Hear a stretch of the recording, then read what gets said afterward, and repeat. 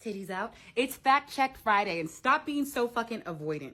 Y'all don't watch these videos because you don't think that they apply to you, but 1 in 8 women will be diagnosed with breast cancer.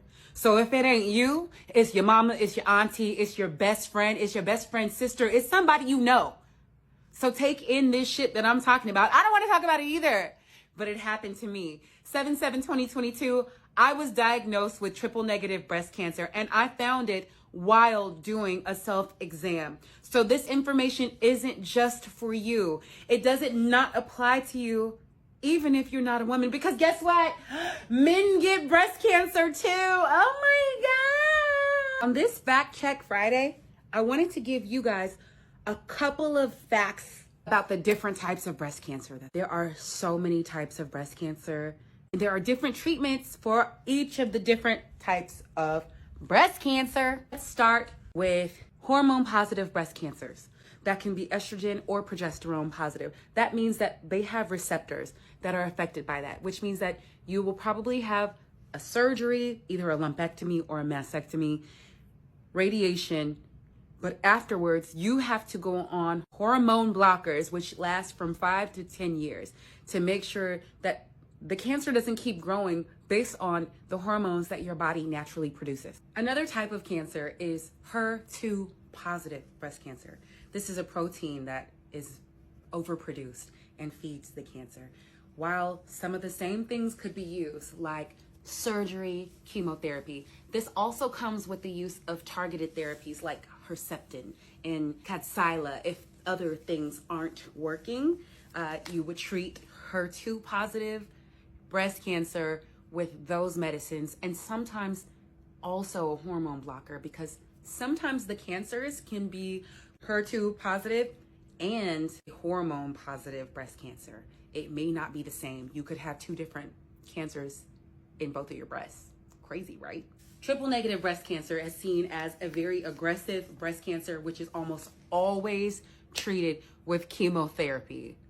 I had that one. When you have triple negative breast cancer, most of the time, or a lot of the times, they like to postpone the surgery to see how effective the chemotherapy is working on the tumor itself. However, I opted to get a lumpectomy prior to starting chemotherapy because I wanted that shit up out of me. The thing is with triple negative is it's not fueled by hormones. So although it's aggressive and although it affects Black women more commonly, I don't need to be on any hormone blockers. After my treatment is done, my treatment is done. But unfortunately, there is a higher recurrence rate for those who have been diagnosed with triple negative breast cancer. But don't let that worry you, because we're gonna work on the other things to make sure that the cancer doesn't come back. There's also DCIS or LCIS, which is ductal carcinoma in situ or lobular carcinoma in situ.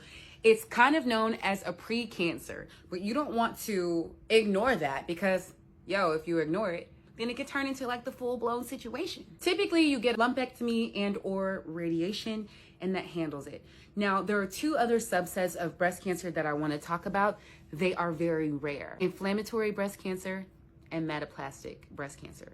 They are behaviors of each of those subsets: triple negative, hormonal, or HER2 positive.